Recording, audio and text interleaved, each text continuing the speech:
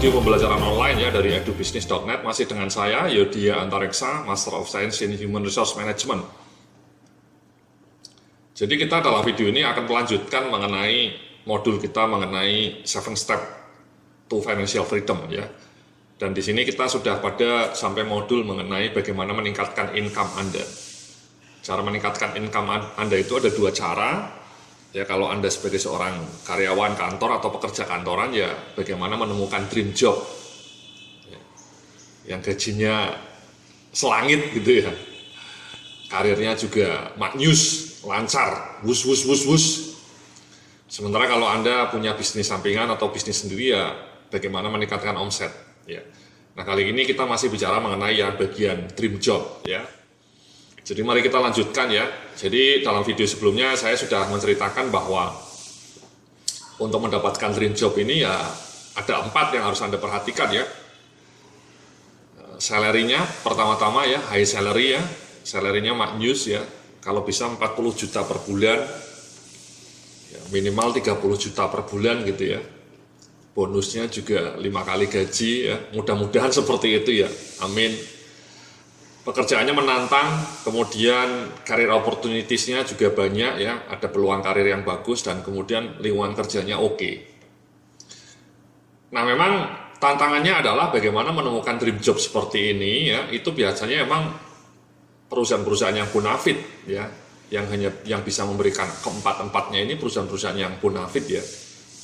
Terutama untuk gaji, kalau kita kerja di perusahaan-perusahaan yang besar seperti Bank Mandiri atau Telkomsel, Indofood, Unilever gitu ya, atau Citibank, atau kemudian misalnya Smart gitu ya, itu biasanya emang gajinya tinggi ya, dan karirnya juga luas. Sehingga emang tantangannya adalah bagaimana kita bisa mendapatkan pekerjaan-pekerjaan di perusahaan-perusahaan itu, ya perusahaan-perusahaan yang kredibel, perusahaan-perusahaan yang bonafit.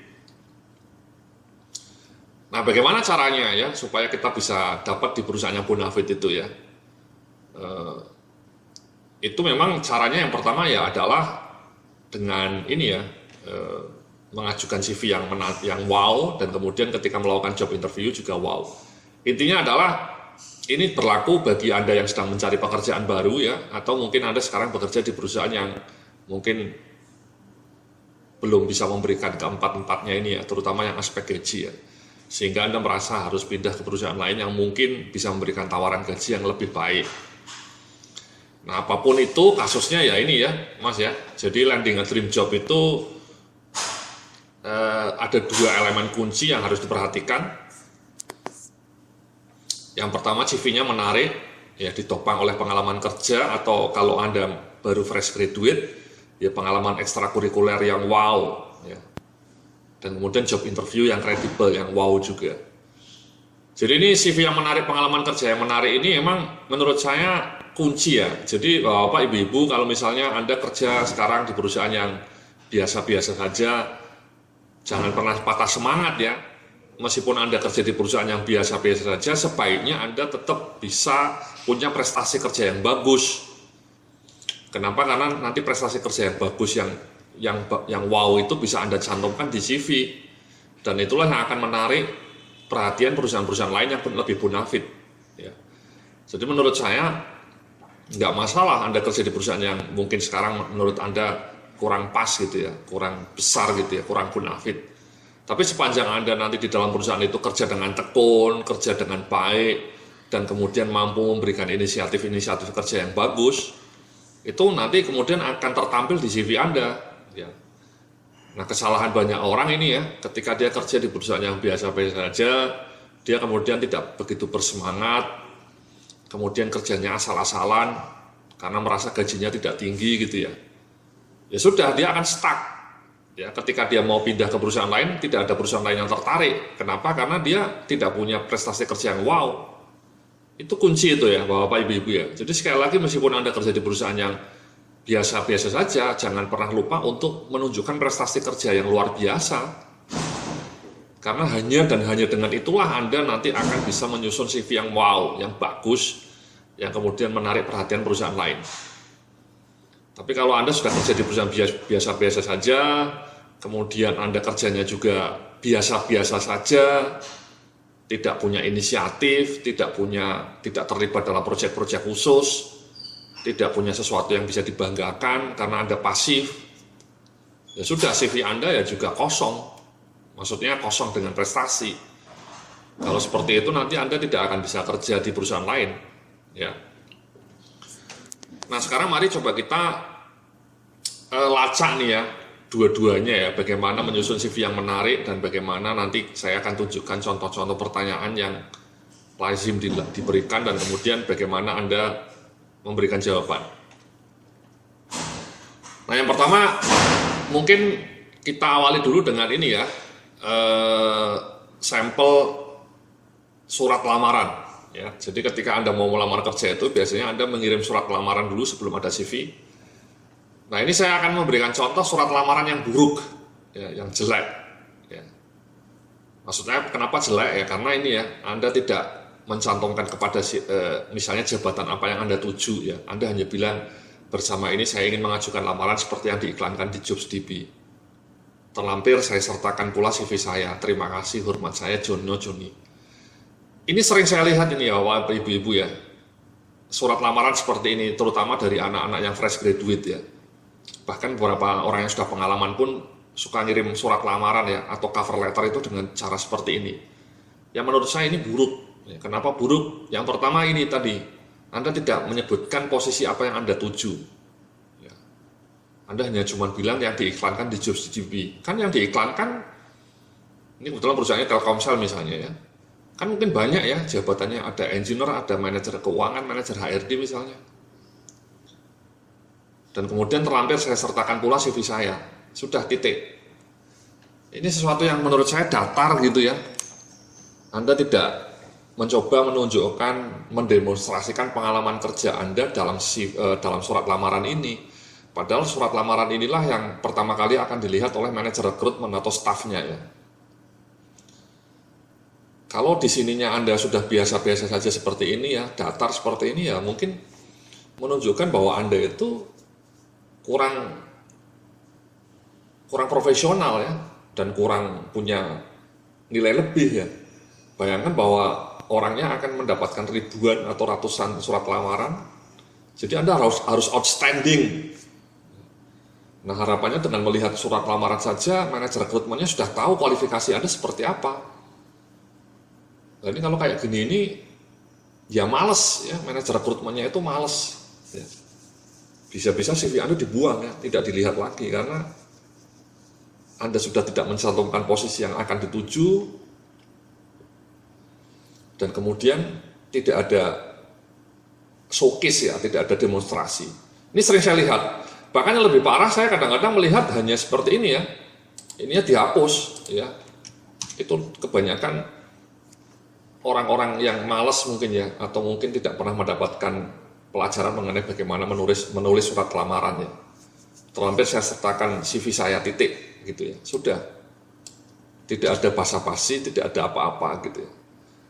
Atau satu lagi yang lebih parah, tidak ada kalimat apapun ya, cuma langsung CV saja dikirimkan kosong, tidak ada cover letternya ya. Jadi orang-orang yang menerima email di bagian rekrutmennya itu hanya melihat attachment ya, tidak ada attachmentnya, langsung CV ya, tidak ada surat lamaran ya. Itu pertanda males ya, pertanda males atau memang ya tidak kreatif ya. Jadi menurut saya jangan seperti ini ya Bapak Ibu-ibu ya. Kalau Anda mau mengirim surat lamaran tuh sebaiknya Anda susun dengan baik, dengan dilengkapi dengan kualifikasi Anda. Ini contohnya saya mau ngasih contoh yang lebih lengkap.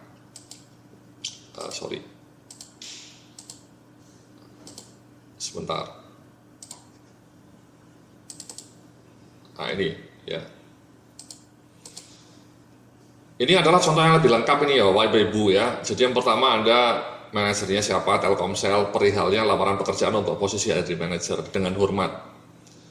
Bersama ini saya ingin mengajukan lamaran untuk posisi HRD Manager seperti yang diiklankan di JobsDB. Terlampir saya sertakan pula CV saya. Nah, kemudian di paragraf-paragraf berikutnya ini Anda menjual diri Anda, ini kalimat yang tepat, menjual diri Anda. Ya, misalnya saya bilang ya, saya percaya pengalaman, kompetensi, dan latar pendidikan yang telah saya dapatkan memberikan bekal yang tepat untuk mengisi posisi hiring manager di perusahaan Anda.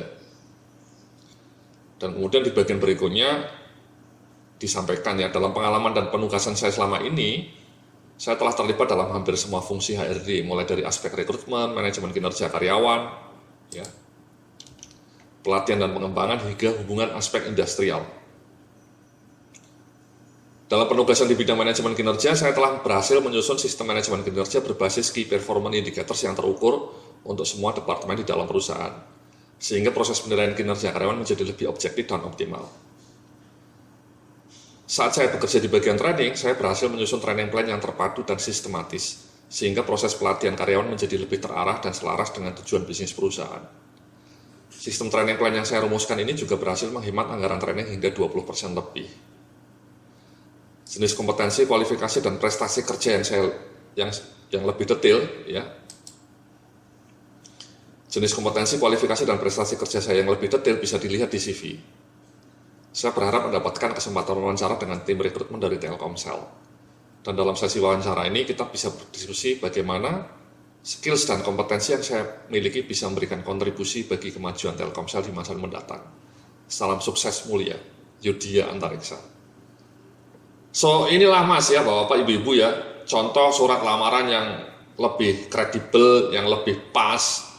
Ya, jadi memang pakemnya itu, polanya itu Anda di kalimat ini mencoba menyertakan ininya dulu ya, posisi Anda apa. Kemudian setelah itu Anda memberikan prolog mengenai menjual diri Anda ya, rasa percaya diri Anda bahwa Anda bisa memberikan bekal yang tepat. Ya, jadi ini kalimat yang sangat menjual gitu ya, sangat menunjukkan rasa percaya diri Anda. Dan kemudian 3 paragraf ini Anda showcase, itu namanya istilahnya mendemonstrasikan ya, yang saya kasih warna merah ini.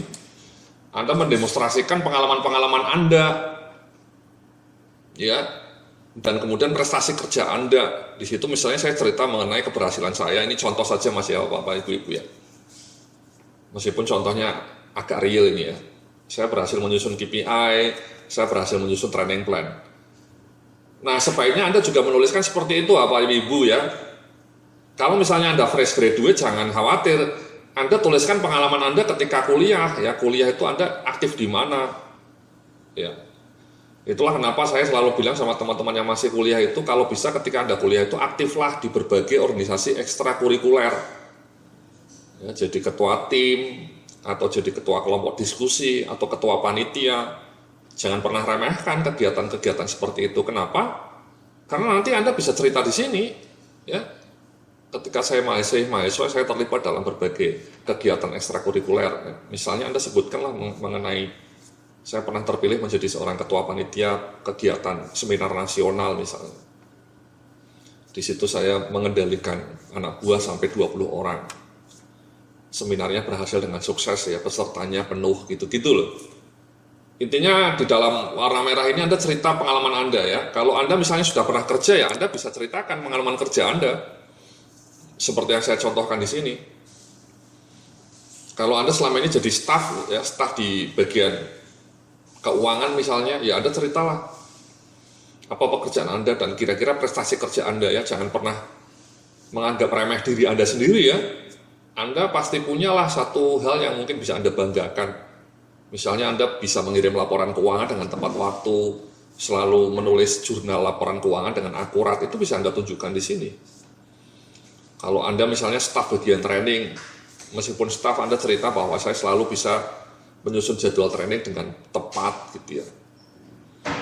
Dan kemudian saya juga bisa menganalisa hasil kegiatan training dengan sistematis. Intinya adalah Anda menceritakan ya, mencoba, bukan menyombongkan ya, mencoba memasarkan ya, how to sell yourself dengan kalimat yang merah ini. Jadi di dalam surat lamaran pun Anda sudah menggunakan surat lamaran itu sebagai ajang untuk mempromosikan diri Anda sendiri. Ya. Jadi seperti itu ya. Nah, paling tidak ada 3 paragraf ya, minimal 2 paragraf lah, minimal 2 paragraf. Ya. Ini saya memberikan 3 paragraf ya. Jadi ininya satu paragraf, Ini 3 paragraf, kemudian ini ya kasih lebih detail, bisa dilihat di CV, dan kemudian di kalimat terakhirnya ini yang warna biru ini ya, saya kasih warna biru. Ini ngasih inilah ya, ngasih penutup yang bagus gitu ya. Mudah-mudahan saya mendapatkan kesempatan wawancara dan bagaimana kemudian skills dan kompetensi saya bisa memberikan kontribusi bagi kemajuan Telkomsel di masa mendatang. Salam sukses mulia. Ya, jadi mudah-mudahan dengan kalimat seperti ini, dengan salam yang unik seperti ini, tim rekrutmennya itu menjadi lebih terkesan. Sehingga hanya dengan melihat surat lamaran ini, ya, ini namanya cover letter, tim rekrutmen dari Telkomsel sudah tertarik dengan diri saya gitu ya. Sehingga saya bisa dipanggil. Ya, apalagi nanti kalau kita tunjukkan CV-nya gitu ya. Jadi gitu ya Bapak Ibu-Ibu ya, kalau menulis CV itu jangan seperti ini tadi ya, cuman seperti ini gitu ya, polos. Ya sudah, Anda tidak akan pernah dipanggil untuk interview. Ya. Tapi bikinlah yang memukau seperti ini. Ya. Anda sekali lagi terangkan di sini prestasi kerja Anda apa ya. Ini bahkan saya lebih detail ya, sistem training plan yang saya rumuskan berhasil menghemat anggaran training hingga 20% lebih. Ini kan prestasi yang terukur ya. Kalau di sini mungkin prestasinya lebih kualitatif ya, sehingga proses penilaian kinerja menjadi lebih objektif dan optimal karena ada KPI yang terukur. Jadi coba Anda renungkan ya, prestasi kerja Anda apa, yang sekecil apapun ya, yang kecil juga ada masalah, Anda pasti punya. Anda tuliskan itu ketika menulis surat lamaran seperti ini ya. Sehingga tim rekrutmen di Telkomselnya atau di perusahaan-perusahaan lainnya itu menjadi lebih terkesan dengan Anda dan Anda bisa dipanggil. Ya. Ini contoh dengan bahasa Indonesia, Bapak Ibu-Ibu ya. Kalau dengan bahasa Inggris juga saya mau memberikan contoh nih ya, seperti ini juga ya. Ini sama ini. Jadi pertama kalimat pertamanya mau menjadi spesialis HR rekrutmen konsultan, dan kemudian nih di 3 paragraf ini kalau Anda perhatikan ini dia menjual dirinya ya, dia cerita mengenai saya seorang yang antusias ya, selama saya belajar saya mengambil modul-modul mengenai rekrutmen, seleksi ya. Kemudian ini di sini dia bilang I build many strong relationship and deliver excellent customer service. Ini kan menjual diri nih Mas kalimatnya ya. I build many strong relationship and deliver excellent customer service. Ya, ketika dia kerja di bagian Morrison Supermarket misalnya. Ini kan suatu yang kecil. Dia mungkin kerja di Morrison Supermarket sebagai seorang kasir atau sebagai seorang supervisor atau sebagai staff ya. Tapi dia menggunakan kesempatan itu untuk bilang bahwa dia disitulah belajar mengenai relationship dan excellent customer service. Kemudian di sini dia juga cerita ya mengenai dia bekerja dengan efektif dengan tim, bisa memenuhi deadline dan bisa coping with the pressure ya, mengelola stres, sehingga dia bisa mendapatkan referensi ya. Kalau misalnya Anda mau minta referensi ya dari HR managers. Dan kemudian ini kalimat terakhirnya sama ya, mudah-mudahan saya bisa mendapatkan interview. Ya. Jadi sekali lagi seperti itu polanya ya, dia kata awalnya ya posisi apa yang dituju, kemudian 3 paragrafnya dia cerita mengenai apa yang pernah dia alami selama ini. Ya. Polanya seperti itu Mas ya, bahasa Inggris juga seperti itu. Ini contoh yang lain bahasa Inggris ya. Ini nanti bisa Anda download ya. Ini sama, ini posisinya apa. Nah kemudian nih kalau Anda perhatikan 3 paragrafnya ini dia cerita dengan detail ya. Bagaimana dia misalnya punya pengalaman, misalnya ini I undertook a number of team project as a part of my studies, so I'm very comfortable working as a part of team and I'm confident in my interpersonal and communication abilities. Jadi dia itu padahal mungkin tugasnya dia kerja dalam tim ya, Anda pasti juga dong punya pernah dong jadi anggota tim ya. Tapi kemudian Anda menggunakan kesempatan Anda sebagai seorang tim itu untuk bilang bahwa Anda orang yang kooperatif ya, percaya diri dalam hal hubungan interpersonal dan communication abilities gitu ya. Ini juga selanjutnya dia cerita, ya, pengalaman dia pernah aktif di, ini kebetulan mahasiswa mungkin ya dulu pernah aktif di koran kampus, ya, during the final year of my degree ya, dia aktif di koran kampus.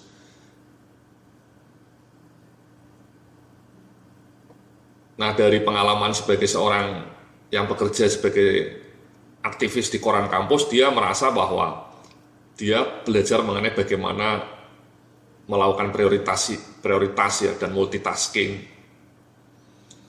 Jadi pengalaman dia sebagai seorang aktivis di koran kampus itu dia gunakan untuk mendisplay kemampuan dia melakukan multitasking, bagaimana dia membagi waktu antara kuliah dengan kegiatan ekstrakurikuler tadi.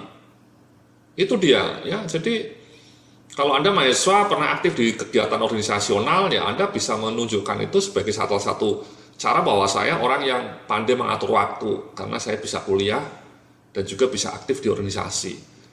Jadi Anda menggunakan pengalaman itu untuk sebagai media, sekali lagi untuk menjual kemampuanmu mengatur waktu, ya. Membangun komunikasi, membangun interpersonal skills ya. Jadi itu dia, ya intinya adalah bahwa Anda harus selalu menggunakan kesempatan pengalaman Anda untuk mendisplay ya, memasarkan kompetensi Anda, memasarkan kualitas Anda, yang dari situ Anda bisa, ya sekali lagi seperti ini ya contoh tadi ya, dia aktif di organisasi, dia dari situ dia bisa menyusun satu argumen bahwa dia pandai mengatur waktu dan multitasking, ya. Kemudian contoh yang tadi saya juga ya, lebih teknis ya kalau yang contoh saya ini ya, pekerjaan-pekerjaan teknis. Ya jadi pengalaman-pengalaman Anda tolong renungkan, kemudian Anda susun sehingga Anda ketika menulis surat lamaran itu menjadi lebih wow, menjadi lebih meyakinkan. Karena sekali lagi ini sebenarnya media untuk mempromosikan diri Anda, media untuk menjual diri Anda. Kalau Anda bikinnya hanya kayak gini ya, orang tidak akan beli istilahnya ya, tidak akan tertarik untuk membeli Anda. Tapi kalau Anda meyakinkan dengan kalimat-kalimat seperti ini, mudah-mudahan tim rekrutmennya menjadi lebih tertarik untuk mengundang Anda interview.